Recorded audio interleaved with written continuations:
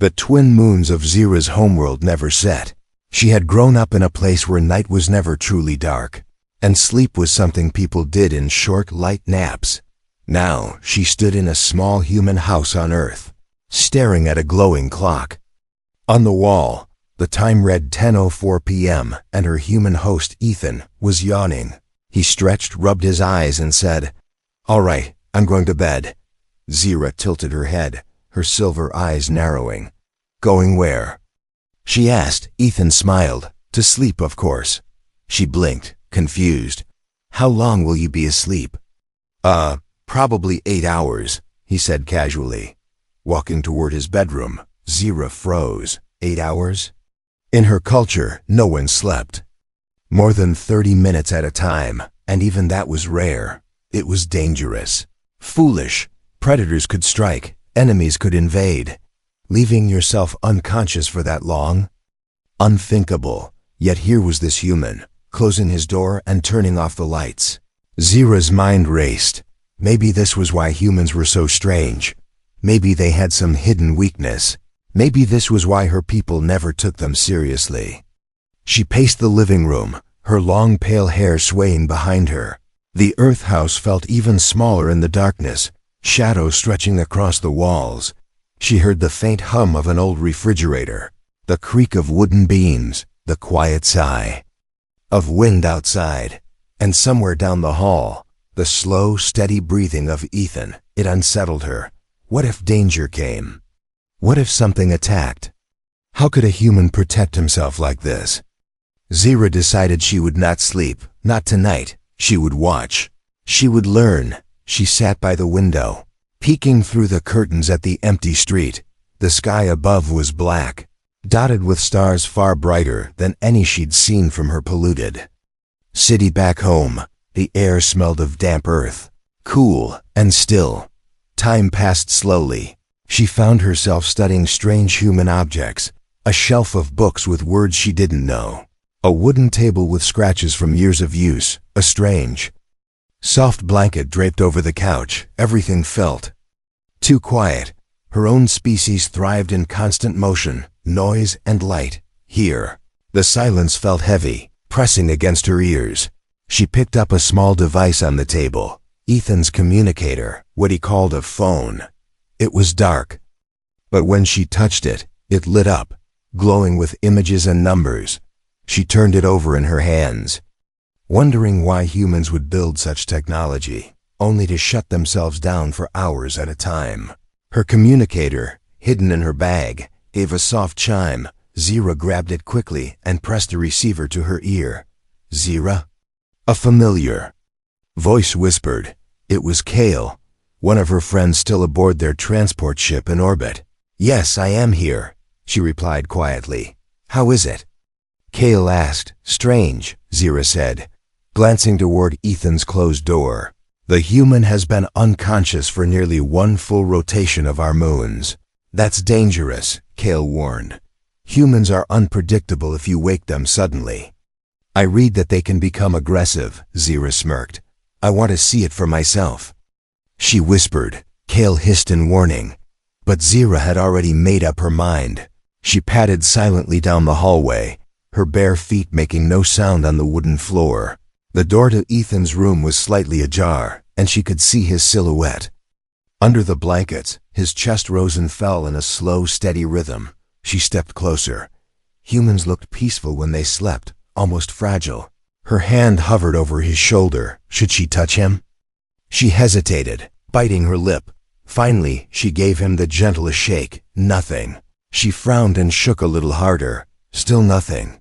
This was insane. He was completely defenseless. Then, suddenly, his eyes snapped open. Zira gasped and took a step back. Ethan blinked at her, confused. "Zira?" He mumbled, voice rough from sleep. "What are you doing in my room?" Before she could answer, there was a sharp sound outside, a metallic clang. Both froze. Another sound followed, a faint whirring like machinery moving in the night. Ethan swung his legs out of bed instantly, his earlier drowsiness gone. What was that? He asked. Zira's heart pounded. She didn't know, but whatever it was approaching fast. And suddenly, she wasn't so sure humans were as weak as she had thought. The night air outside was cold and sharp, through the thin curtains. Zira could see the faint glow of streetlights painting the empty road in pale gold. The metallic clang echoed in her ears, joined by the strange low hum of unseen machinery. Ethan, now wide awake, moved with surprising speed. Pulling on a jacket and slipping his feet into worn boots, Zira followed, her own senses alert, her silver eyes scanning the shadows beyond the window. What was that sound? She asked in a hushed voice. Ethan didn't answer right away. Instead, he grabbed a small metal tool from a drawer near his bed. It looked harmless, but the way he gripped it told her it was something important. He glanced at her briefly. "Stay behind me," he said, his tone firm but calm. Zira almost laughed. She was taller, faster, and stronger than most humans, yet here he was, protecting her like she was the fragile one. They stepped into the hallway, the floor creaking under their weight. Every sound seemed louder now. The ticking clock, the faint buzz of electricity in the walls, the wind rattling a loose shutter. Zira's heart beat faster. Something about this night felt wrong. Her people didn't believe in superstition, but this stillness was unsettling. Ethan opened the back door, and the cold rushed in. Zira shivered, not from the temperature, but from the way the night seemed to hold its breath. The backyard stretched into darkness, the grass whispering in the wind. Then she saw it. Hovering just above the ground was a small, disc-shaped machine, its metallic surface reflecting the dim light. It turned slowly, scanning the area with a beam of pale blue light. The hum grew louder as it drifted toward the house. "What is that?" Zira whispered. Ethan's jaw tightened. "Not from here," he muttered. He crouched low, his movements precise, like someone who had done this before. Zira crouched beside him, her sharp senses picking up the faint scent of heated metal. The drone's light swept across the lawn, lingering near the back fence before moving toward the porch. Zira's muscles tensed, ready to leap forward and crush it. But Ethan placed a hand on her arm. "Not yet," he said softly. He moved closer to the shed at the side of the yard, pulling the door open with slow, controlled motion from inside. He took out a strange-looking rod with wires running along its length. Zira tilted her head, recognizing it as human-made, but unlike any common tool she had seen. Ethan waited until the drone was just a few meters away. Then, with sudden speed, he aimed the rod and pressed a button. A crackle of energy shot forward, striking the drone with a flash of light. The machine jerked violently, its lights flickering before it crashed to the ground with a dull thud. Zira stared. She had expected him to fumble, to panic. Instead, he had acted with precision, disabling the device in seconds. "How did you?" she began, but he cut her off. "We need to check if it sent anything before it went down." They approached the wreck, its surface still warm, tiny sparks jumping from damaged circuits. Zira knelt beside it, tracing the alien markings etched into its plating. Her stomach tightened. She recognized the symbols. This was no random machine. It belonged to a hostile scouting fleet her people had warned about. She looked at Ethan, her voice low. This was looking for something. Or someone. Ethan nodded grimly. "I guessed as much," he said. "And if it was looking here, that means this isn't over." Zira felt a strange shiver, not of fear, but of curiosity. Humans. They slept for hours, yet somehow they could wake up and deal with a threat faster than most trained alien soldiers. It didn't make sense, and she needed to know why. Back inside, Ethan placed the damaged drone on his workbench. He began taking it apart with practiced hands, wires and plates piling up neatly beside him. Zira watched, fascinated. Most humans she had met were clumsy with technology, but he handled it with skill and focus. Every time she thought she had him figured out, he did something unexpected. Finally, Ethan looked up. "You should get some rest," he said. Zira almost laughed again. "Rest? After this?" Her people would stay awake for days after spotting a scout drone, but here he was, already yawning again. "You're going back to sleep?" she asked, incredulous. "Yeah," he replied simply. "We'll deal with whatever's next in the morning." As he left the room, Zira sat in silence, staring at the broken drone. Her mind was a storm of questions. If humans were so vulnerable in their sleep, why did they keep doing it? Was it arrogance, ignorance, or something else entirely? She didn't know yet, but she was determined to find out. She glanced down the hallway toward Ethan's room. The soft rhythm of his breathing reached her ears again. Zira shook her head, a small smile tugging at her lips. This human was either the most reckless creature she had ever met, or the most confident.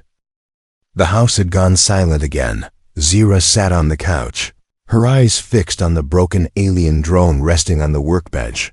Ethan was asleep once more, as if the strange encounter outside had been nothing more than a passing inconvenience. It baffled her. On her homeworld, after a threat like that, no one would rest until the danger was gone completely. But here he was, breathing steadily, lost in that strange human darkness called sleep.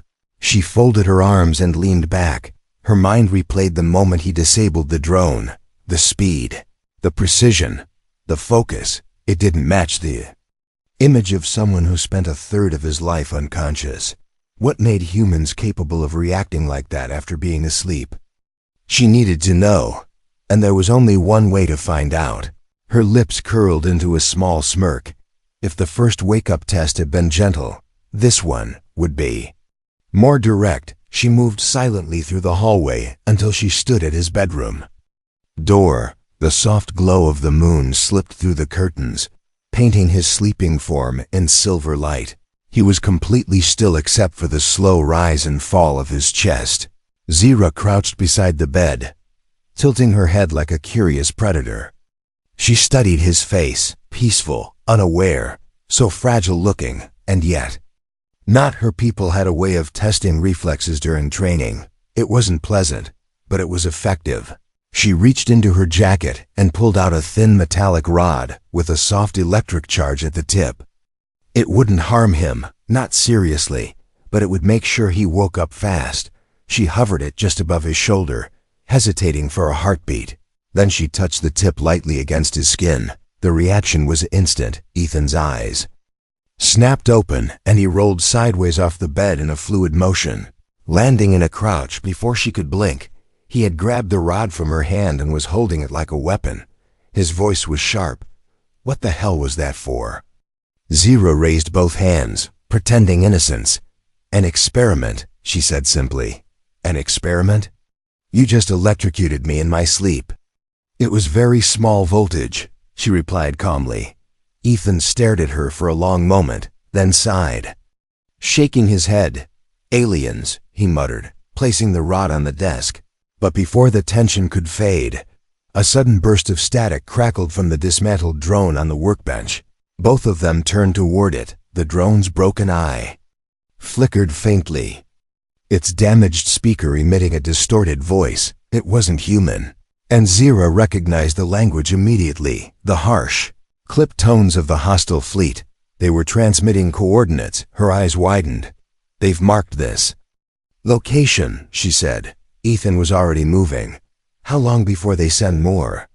"Hours, maybe less," she answered. Instead of panicking, Ethan sat on the edge of the bed, rubbing his chin thoughtfully. "You're telling me we might have company soon, and you're still awake watching me sleep?" Zira didn't flinch. "Yes," she said. "Your reflexes are unusual. I wanted to understand them." He chuckled softly. "You could have just asked." "No," she said firmly. "I needed proof." He stood and began pulling on clothes. Zira noticed he was calmer than any alien soldier she'd ever seen before a fight. It was as if he trusted that no matter what came, he could handle it. "You want to know the truth?"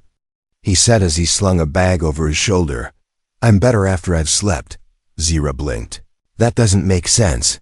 "It does for humans," he replied. "Sleep is how we reset, how we get ready for the next thing." She followed him toward the workshop, still trying to understand on her planet. Warriors trained endlessly without rest, believing constant vigilance was strength. But Ethan's way was different. He embraced vulnerability for the sake of power later. It was reckless and brilliant. As they stepped outside, the cold night air carried a faint hum again. Another machine, far away but approaching. Zira felt her pulse quicken. This was no longer just about understanding human habits. This was survival, and for the first time, she wondered if maybe sleeping all night wasn't weakness after all. Maybe it was something only the strongest could afford. Asterisk. The night was no longer silent. From beyond the trees at the edge of the backyard, a faint mechanical hum grew louder. It had a rhythm to it. A slow, steady pulse that didn't belong to any human machine Zira knew. The cold air carried the metallic tang of heated circuits. Ethan tightened the strap of his bag and adjusted the strange rod-like weapon he carried. His eyes were sharp now, no trace of the drowsiness she'd seen before. Zira scanned the shadows, her senses stretching into the dark. There, movement. Low to the ground but fast, shapes gliding between the trees, smooth and deliberate. Not drones this time. These moved like hunters. The humming grew into a layered vibration, each pulse slightly different. She recognized it. A squad of seeker units, designed to track life signs, if they were here. The hostile fleet wasn't just scouting anymore. They were targeting. Ethan glanced at her. How many? Zira's voice was low. 3. Maybe 4. He nodded once, as if that number didn't worry him at all. That calm unsettled her more than the intruders did. A glint of metal caught the moonlight. One of the seekers broke from the tree line, its long jointed legs moving like an insect, its head swiveled, scanning the yard with a bright red beam. Ethan didn't hesitate. He raised his weapon. A sharp crackle of energy burst from the tip, striking the seeker in the side.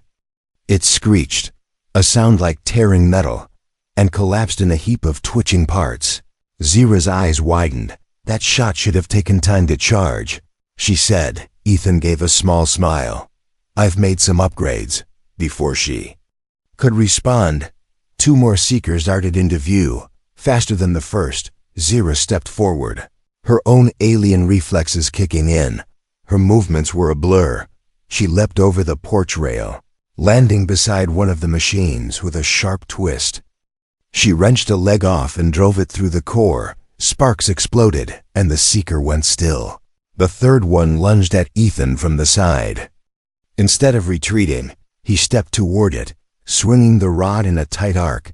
The weapon made contact with a sharp crack, and the machine's head sparked violently before falling to the ground.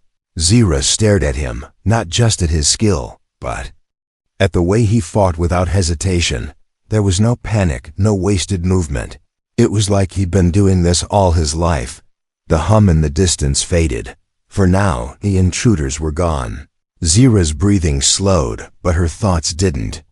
Humans, they weren't built for constant vigilance like her kind. But when the moment came, they were unstoppable. She had seen trained alien warriors freeze under less pressure. Ethan had moved like he'd been expecting this all along. He walked over to the remains of the first seeker, crouching to examine it. The red light in its eye flickered weakly. Zira knelt beside him. These are designed to transmit data the moment they engage, she said. The fleet will know they've been destroyed. Ethan looked up at her. Then they'll send more. She nodded. Yes, and soon. He stood, his silhouette framed by the silver glow of the moon. Good, he said simply. Zira frowned. Good? Ethan's gaze was steady. If they're coming, we prepare here. I'm not running. It was such a human thing to say. Her people believed in avoiding fights unless absolutely necessary. Humans seemed to welcome them, not out of recklessness, but out of defiance. And for the first time, Zira wondered if maybe this strange habit of sleeping all night was part of that defiance. A way of saying, we're strong enough to close our eyes and still survive what comes. From the distance, a faint sound rose, not the hum of seekers, but the deep, rolling thunder of something larger. Zira's stomach tightened. They're not sending scouts next time, she said. Ethan's jaw set. Then let's make sure they regret it. The wreckage of the Seekers lay scattered across the yard. Zira stood among the broken metal, the cold air stinging her cheeks. Ethan had already dragged the remains into his workshop, his movements quick and methodical. Inside, the small space was lit by a single overhead lamp, casting deep shadows across the walls. The smell of burnt circuits filled the room. Zira stepped closer, watching as Ethan carefully pulled apart the Seeker's core. Wires, glowing chips, and fragments of armor piled up on the table. "Why are you taking it apart?" she asked. "To learn," he replied without looking up. She tilted her head. "You think you can understand alien tech?" "I can understand anything if I take enough time with it," he said simply. That confidence again, it wasn't arrogance. It was belief. A belief she had rarely seen outside of the most dangerous soldiers in the galaxy. She folded her arms. "You fight well for someone who sleeps half his life away," she said. He chuckled softly. "That's the point," Zira frowned. "The point?" Ethan set down a small glowing chip and finally looked at her. "You think sleep makes us weak," he said. "But that's because you're looking at it the wrong way." He tapped his temple. "Our brains don't just rest when we sleep. They rebuild, they rewire, they prepare." She watched him closely. Her people didn't dream. Sleep for them was just an emergency reset, a few minutes at most to stop the body from collapsing. But humans slept for hours and came back stronger, faster, sharper. It's like training while unconscious. Ethan continued. Muscle memory, faster reflexes, better problem solving. All of it happens when we're asleep. Zira thought of the drone in the yard, the Seekers in the trees, and the way Ethan had reacted in both situations. He wasn't just fast, he was unpredictable. Every move seemed to come from some deep instinct. And if sleep was the source? She stepped closer. "Your enemies must hate that," she said quietly. Ethan smiled faintly. "They've never fought us for long without realizing it." Zira felt a strange spark of admiration. This was the hidden power, not muscles or weapons, but the ability to adapt faster than anyone else. And it came from something so simple, so ordinary, that other species ignored it completely. Her communicator buzzed in her pocket. She pulled it out, glancing at the display. A message from Kale, urgent, fleet ships breaking orbit. Estimated arrival, 2 hours. Zira's pulse quickened. "They're coming," she said. Ethan didn't look surprised. "Then we have time," he replied. Turning back to the Seeker's core, she stared at him. "Time? For what?" "To use their own tech against them." He held up a small chip, glowing faintly blue. "This little thing is their targeting memory. I can change it." Zira's eyes widened. "You can reprogram alien memory cores." He shrugged. "Not yet, but I'll figure it out." She almost laughed. It was ridiculous, impossible, and yet she believed him. Because if humans could turn unconsciousness into a weapon, maybe they could turn anything into one. As he worked, she found herself thinking about the long nights her people feared. If humans survived by sleeping through them, maybe that was their greatest weapon of all, a weapon the fleet wouldn't see coming. Outside, the wind shifted, carrying with it a low, distant hum. Zira's instincts told her it was the first wave of the fleet's ground forces. She glanced at Ethan. He was still calm, still focused, his hands moving with precision over the delicate wires. She realized then that he wasn't just preparing for a fight. He was planning to win it. The hum grew louder until the air itself seemed to vibrate. Zira stepped out onto the porch, her sharp eyes scanning the night sky. Through the clouds, she saw them, faint black shapes descending in perfect formation, their lights blinking in an alien pattern she knew all too well. The fleet had arrived, not scouts this time, but combat dropships. Each one could deploy an entire squad of ground units in seconds. Behind her, Ethan was still in the workshop. The soft click of tools steady and precise. She turned. "They'll be here any moment," she warned. "I know," he said without looking up. His calmness made her uneasy. On her planet, Soldiers would be shouting orders, rushing into position. Preparing for chaos, Ethan, however, moved as if he had all the time in the world. Then she saw it. The Seeker's memory core, now blinking in a different rhythm. "What did you do?" she asked. "I gave them a new target," he said simply. Zira's brows furrowed. "What target?" Ethan just smiled. "You'll see." The first dropship broke through the clouds. Its engines roaring like a storm, it hovered above the tree line, casting a cone of harsh white light across the yard. Figures dropped from its belly tall. Armored soldiers with insect-like helmets and heavy rifles. Zira tensed, ready to strike. Ethan stepped forward instead, holding a small device in his hand. He pressed a button, and the altered memory core began to pulse faster. The alien soldiers froze mid-step, their helmets swiveling toward the glowing object. In perfect unison, they opened fire, not at Ethan, not at Zira, but at the broken Seeker parts scattered. Across the grass, Zira's eyes widened. "You made them think the wreck was the target," she said. "Not just think," Ethan replied. "They're locked onto it." The soldiers kept firing, tearing apart the remains until sparks and smoke filled the air. By the time they realized there were other life forms nearby, Ethan had already moved. He aimed his rod weapon and fired a burst of energy into the lead soldier's chest plate, sending him crashing into the dropship's landing gear. Zira joined the fight, her movements a blur. She darted between the armored figures, striking with alien speed and precision.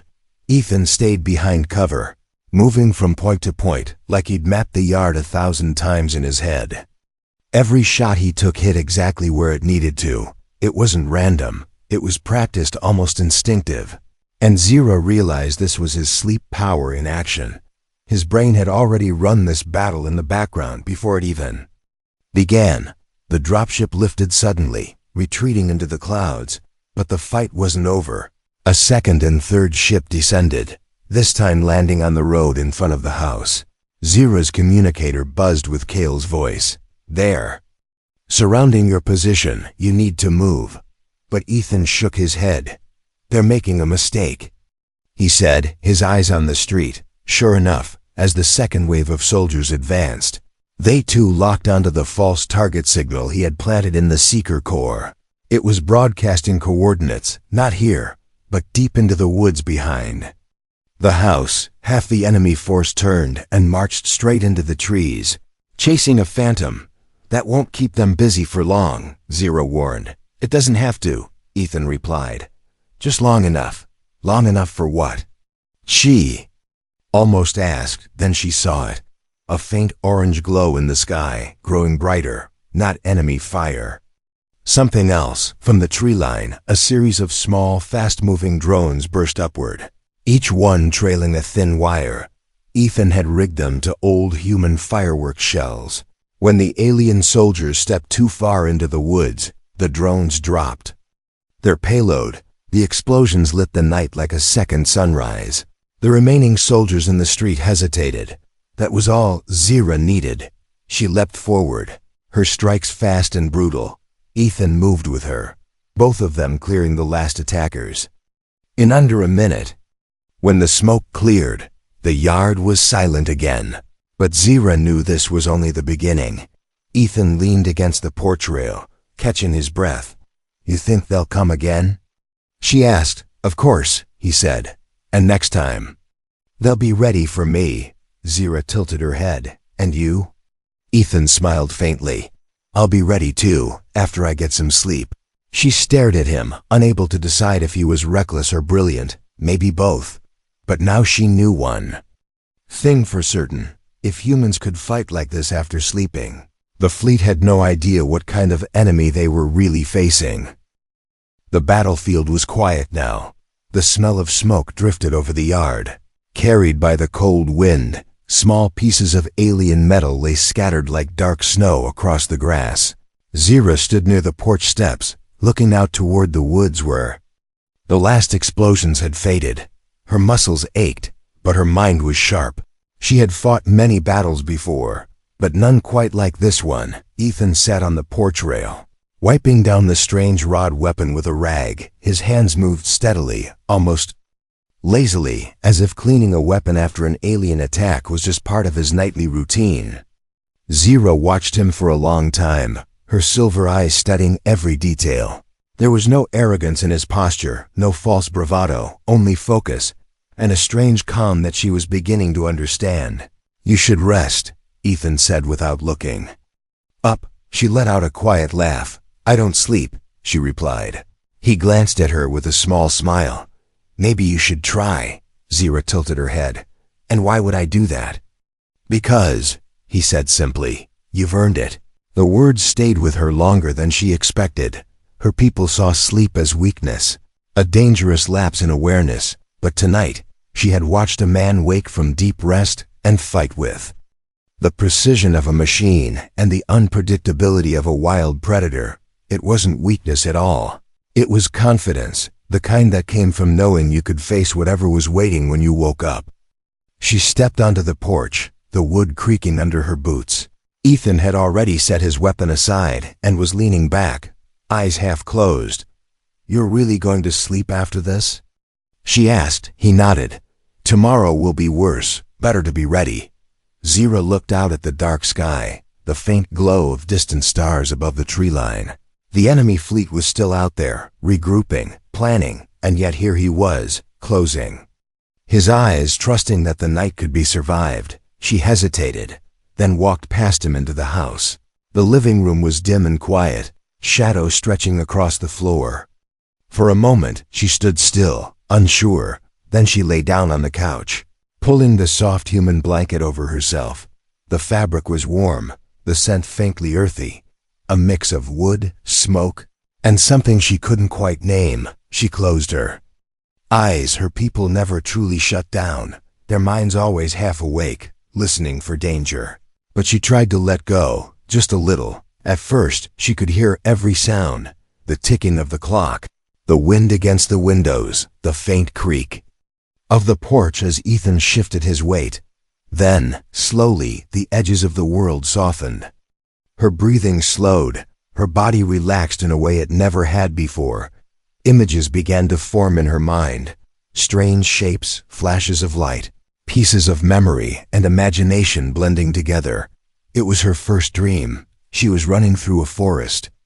Not chased, but searching. The trees were taller than anything she'd seen on Earth, their leaves glowing faintly. Somewhere ahead, she could hear a heartbeat, steady and strong.